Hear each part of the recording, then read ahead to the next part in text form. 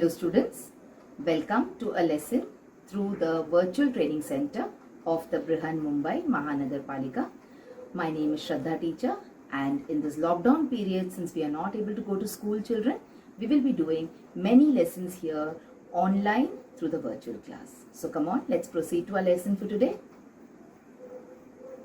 So children, as we discussed last time, let us start and continue the next part of the lesson that we were doing in standard 3rd, and subject was EVS. We were talking about our sensory organs. So in lesson number 16, we have a lot of information about our sensory organs, their functions, and what do each of the sensory organs help us with in our life. And we also discussed that when we do the next video, we will be talking about certain other points in the lesson like coordination of movement, about overcoming our difficulties and disabilities, etc. So here I am with part 2 of the lesson, our sensory organs, lesson number 16. So let us move on and let us see what are the different things which are there to be learnt in this lesson. But before that, we will do a quick recap of what we did last time.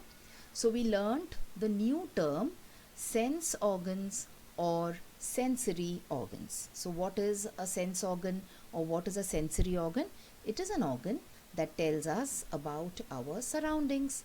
So our eyes, ears, nose, tongue and skin are our sensory organs which help us to know about our surroundings, to make us aware about what is there in our surroundings. So which are our different sensory organs? Let us see now. So we have the eyes here in the picture. We have ears. Okay. So come on, see, look at the dots. I'm trying to connect the name of the organ with the picture of the organ. Then you have the skin. Okay. Then the tongue. And finally the nose. And in the lesson last time, we also talked about the functions of these different organs. So come on, let us do a quick recap of the functions also of the organs.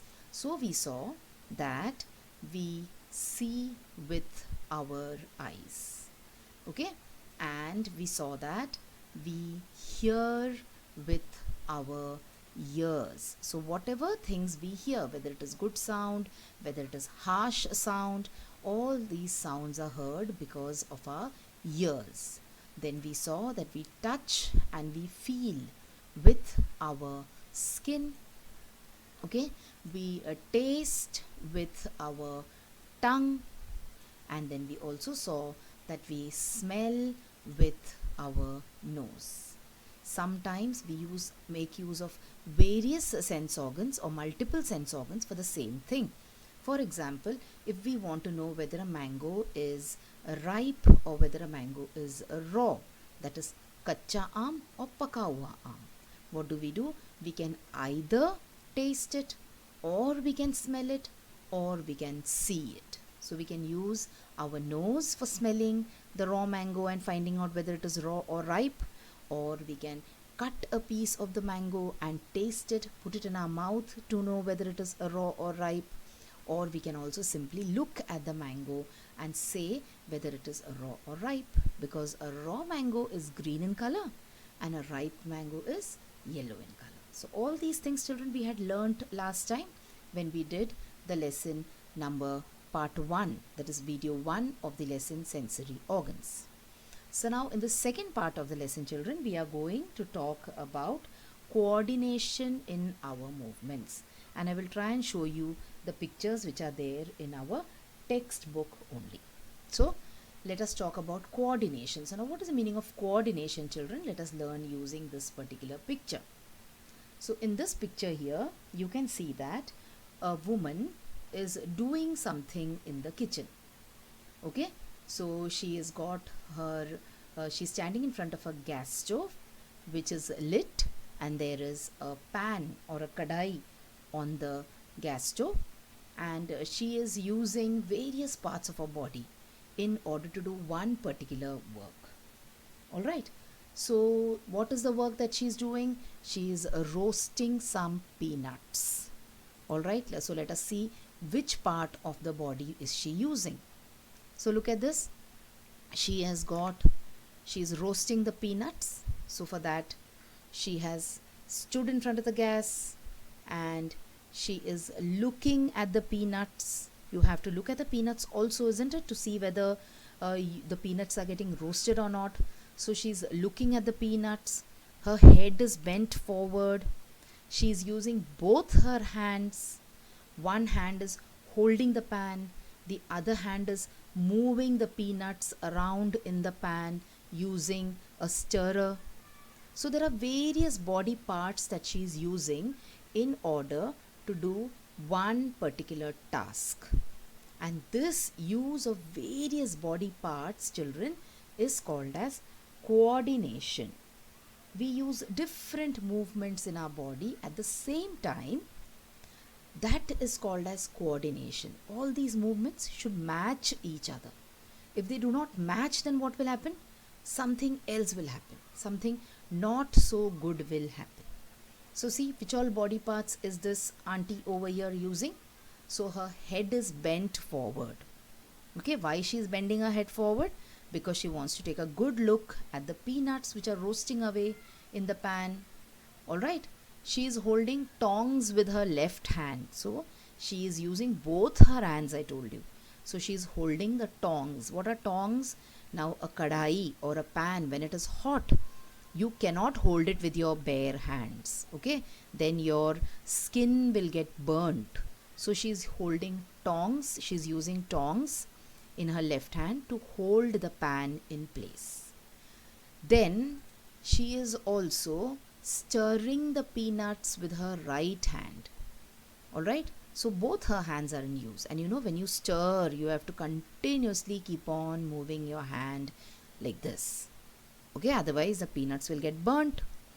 And she is also looking at the peanuts. Why is she looking at the peanuts? Because she wants to make sure that the peanuts do not burn. At the same time, children, she can also smell the roasted peanuts.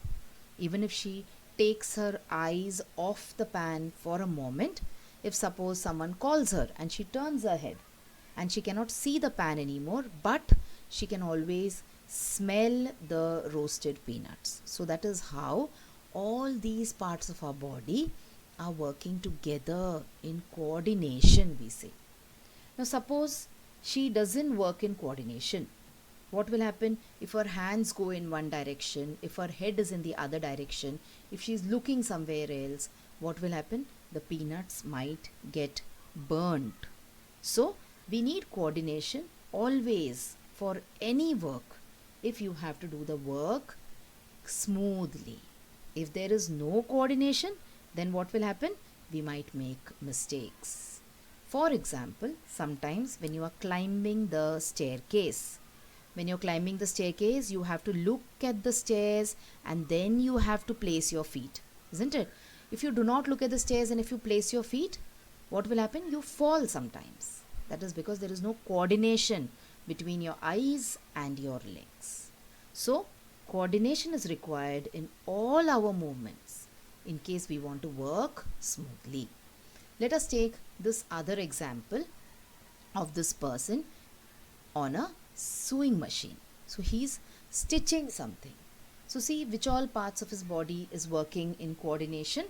So his head, see his head is bent and he's looking also very carefully at the cloth. Alright, see his eyes, he's keeping a close watch on the cloth and the machine. And then you will see that he's using his hands also. Alright, and in certain parts he's using his leg also, which you cannot see. You know, you have to, in case it is an electric machine, then it is okay, otherwise you have to move your legs also. So see, all these parts of his body he's using in coordination because he wants to stitch a good shirt or a good dress. Suppose he does not look at the machine when he's stitching. What will happen? The dress will become shapeless. If he doesn't move his hands properly, what will happen? His hand might get stuck under the needle. If he doesn't look, if he doesn't use his eyes, again he could make a mistake. So understood what I'm trying to say? That many body parts, they work together in order to do any work. Okay, they work together to get any work done. if they do not work together, if you do not pay attention, if there is no coordination, what can happen? The task will not happen smoothly and there may be certain mistakes. So, this, children, is about coordination in our movements. Let us move on and go to the next topic here in our textbook, okay, and that is about overcoming disabilities. So let us first try to understand what are disabilities. But before that, let us see all the things that we do naturally, we do normally. So you play football, okay, then you read. Now to play football, your legs, your eyes should be proper. To read something also you should be able to see properly. That means your eyes should be okay. We go to school, we carry our bags on our back and we walk to school. We look around us, we cross the road when we are going to school. Okay, so these are the things that we do normally, children. We read, we play, we go to school, then we watch TV also. See how these two children are sitting and watching cartoon on the TV? Now to watch TV, you not only need to see, but you also need to hear what these people are saying. Isn't it? So these are all the tasks that we do normally in our life. So we play, we have fun, we eat, we drink, so many, we read. Okay, there are so many things that we do normally in our life. Why are we able to do all these things normally, children? It is because all our sense organs are functioning perfectly.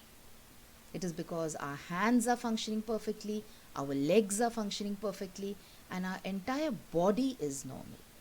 But suppose there is some kind of physical disability in your body. Suppose any of the sense organ is not working properly, or there is some problem with your hands or with your legs, then what happens? Then it is said that we have certain physical disabilities. Disabilities means you are not able to do certain things normally. So that is called as an disability. If you are able to do, then that is an ability. If you are not able to do, that is a disability. So see, what kind of disabilities could people have? People who cannot see, we call them blind. Have you seen people who walk around with these white color sticks? That is because they cannot see. There is something wrong with their sense organ, that is with their eyes. Okay, then we have certain people who cannot hear. And always remember, children, we speak because we can hear. When your mummy teaches you how to say give, how to say water, you listen to your mummy and then you speak. But people who cannot hear, they cannot speak also most of the time. So such people are called as deaf. They are also called as dumb. Okay, there are children who cannot walk because there is a problem with their legs. They might have had an accident because of which they are not able to walk, or there may be some other problem with their leg. They might have had a disease or something. So all these things, children, they are called as disabilities. Okay, they are not able to do things normally. So that is called as a disability. But we can change, we can convert this disability into an ability. Alright, we can overcome these disabilities in many different ways. So let us talk about what are the different ways in which we can overcome these disabilities with the love and with the support of other people. So see, there are two children over here who are a little disabled, but see their friends, they have not left them out. They have included them. So in case in your class also you have a friend who is not able like you, who is a little disabled, what should you do? You should always include them. You should always support them and help them to live a normal life. Alright. Other than that, children, there are many other devices also or machines also which help these people to live a normal life. Now see, this is an electric wheelchair. Okay, so you can sit on this wheelchair in case you have some problem with your leg. You can sit on this wheelchair and you can go from place to place, so you need not depend on anyone. Okay, so these kind of wheelchairs are called as electric wheelchairs. There are normal wheelchairs also, and in buildings now we have these kind of ramps where these wheelchairs can climb up a ramp or come down a ramp. So what happens is these people do not have to depend on others, and they can do most of their work themselves. Okay, so we can overcome our disability like this. Now there are some other things or techniques which help us to overcome our disability. For example, we have these kind of artificial hands, artificial legs which can be attached to our body. See here, this is an artificial leg. Now this person must have lost a leg unfortunately, but see, he's walking normally like us. Okay, he's used an artificial leg. Can you see? Now this person here has used an artificial arm. He is doing everything that we are doing. See, he's throwing a ball, and then he is flying a piece of cloth around. Okay, see, he's picking up a cup of coffee, he's drinking it. So his artificial arm is allowing him to lead a normal life. So this is also a special device which is used in order to overcome the difficulty. There is a word for this, it is a big word. Just listen and forget it if you don't want to remember it. Okay, it is called as prosthetic. All right, so look at this. Along with artificial devices, there are also certain people or certain animals which can help you in case you want to overcome your difficulty. So for people who cannot see, for blind people, there are dogs which guide them, which take them from one place to another. Okay, so there are such kind of support animals which help these people. See here, this lady is not able to walk because of certain reasons, so she has got a support dog with her. All right, because of all these things, what happens is we can overcome our difficulty. We can move from one place to another without anyone's help, so we can be independent. Okay, now if you cannot see well, even that is a disability. If you're not able to read properly, if you're not able to see well, what can you do? You can use spectacles or chashma as we say, and many people around they have specs. Even I wear a specs. If you can't see properly, then what you should do, you should use specs. And people who cannot see at all, who cannot see anything, you must have seen they use a cane, a white color cane, in order to move around, so that you can see. When you see a person with a cane, white color cane, you know that that person is blind, and so you can also offer help, especially if you are at a crossing traffic signal. Okay, if you see such people, you can also go ahead and help them. All right, now what about if you cannot hear well? Now if you have a small hearing problem, then you can make use of these hearing aids. Can you see? There is a small machine which is attached to your ear, and then you will be able to listen to the sounds properly. So you can make use of these hearing aids to listen well.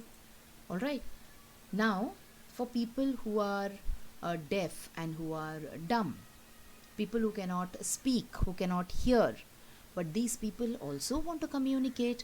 They also want to tell others what they want or what is there in their mind. So there is sign language for such people. Okay, so see here, this is thank you in the sign language. Can you see how she's saying thank you? She's making use of sign language to say thank you. See, and if you have done something wrong, then you can say sorry also to such people using sign language. If you say the word sorry loudly, they might not be able to hear you. Okay, but if you do this action, then they know that you are sorry. So there is this sign language also. In case there is someone in your family, someone in your neighborhood, you can try to learn these small things in the sign language also, which will help these people who are a little disabled. Okay, so this is how you can help people and support people if there is some kind of disability. And of course, we make use of wheelchairs, and nowadays the life of these people have also become normal. See, this is a sporting event where slightly disabled people are participating in a race. So how do you run a race? You run a race using your legs. You run, isn't it? But these people, they cannot run because they have some issue with their leg. So what do? They have a running race sitting on a wheelchair. So see how people have changed their life and adjusted their life. How? By overcoming their disabilities. Okay, so you can overcome any kind of disability that you have. See here, this boy, unfortunately, he doesn't have both his legs. But see how he is playing football? He has got artificial legs. Can you see? But see, nicely he's playing football. Is he sitting in a corner and crying and saying that, oh, I cannot play because I do not have legs? No, because he has overcome his disability. Alright? See this girl here? She doesn't have hands. How is she painting? She's painting using her legs. Some of us can't paint even using our hands, isn't it? Even God has given us nice hands. We've got beautiful fingers, but still we cannot paint. But look at this lady. She's so brave and she has overcome her difficulty. She is painting, she is drawing using her legs. And look at this wonderful picture where this man is drawing using his mouth. He doesn't have both his hands. And he's using a brush to paint, and this brush he's using with the help of his mouth. So see, no matter how serious your disability is, now this man doesn't have both his hands, which is a very serious disability. But even then, you can be strong, you can be brave, and you can overcome your disability. Alright, now in our textbook, there is a story of this girl called Arunima Sinha. She's a very young girl from Uttar Pradesh. One day what happened, when she was traveling on a train, she was pushed off the train. Okay, someone pushed her off the train and she became very serious and they had to cut off her leg. The doctors, they had to cut off her leg. So you can see here, one of her legs is an artificial leg. But did Arunima cry about it? Did she say that, oh, my life is lost and I do not want to live now? No, doctors gave her an artificial leg and slowly she started getting used to this artificial leg. And what did she do? She started training to climb mountains. So she started training to be a mountaineer. And just 1 year after her accident, she climbed the Mount Everest. See, just 1 year after she lost one leg. So there are two people in this image, one person with two normal legs and our hero over here of the story, Arunima Sinha, who's got just one leg. But is she giving up? No, she's training to be a mountaineer. And finally, she climbed Mount Everest, which is the highest peak in the world. And it is a big achievement. Okay, climbing the Mount Everest. So what does the story teach us? This story teaches us that unfortunately, if we ever have any kind of disability, we should never give up. Okay, we should keep working and we should not lose faith in ourselves. We should be strong, we should be brave, and we should overcome whatever difficulty that we have. Not only physical disabilities, but also any other difficulty that we come across in our life. So let us now finish this video or wrap up and complete this lesson using this particular quote from your textbook. It says, always remember what? Even if there is a disability in any organ, we can find a way out of that difficulty. We can learn to be self-reliant. What is the meaning of self-reliant, children? Self-reliant means not depending on anyone, being independent, trying to do all our work ourselves. Okay, so this was a long lesson like I told you in the beginning of the first video. So in the first video, we talked about which our sense organs are, and what are the different functions of our sense organ, and we looked at each of the sense organs separately. So if you want to rewind those points, you can go back and watch the previous video which I have uploaded. Okay, and in the second part, that is the second video of this lesson, we talked about two very important things. One is coordination in movements, that is how all the organs need to work properly and in discipline if you have to do any task smoothly. And we also talked about disabilities that we could have, that is when we cannot see well, when we cannot hear, or when we cannot speak, when we cannot hear, or in case we have some kind of issue with our limbs, that is our hands, our legs, then it is called as a disability because it does not allow us to live a normal life. But then also we discussed a very important thing, that is if you have a disability, what should you do? Should you cry over it? Should you get disheartened? No. Even if there is a disability, we should find a way out and we should learn to be self-reliant. So wasn't that a very interesting and very informative lesson, children? So that is all for this lesson today. So let us meet again next time for a new lesson in EVS.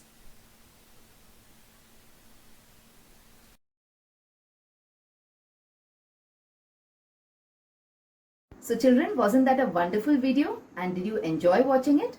So if you want to watch more such videos in future, then please like this video and also subscribe to our channel, the MCGM Portal for Education, and also hit the bell button so that you get notified whenever I upload a new video here. Thank you so much for now. Let's meet again soon.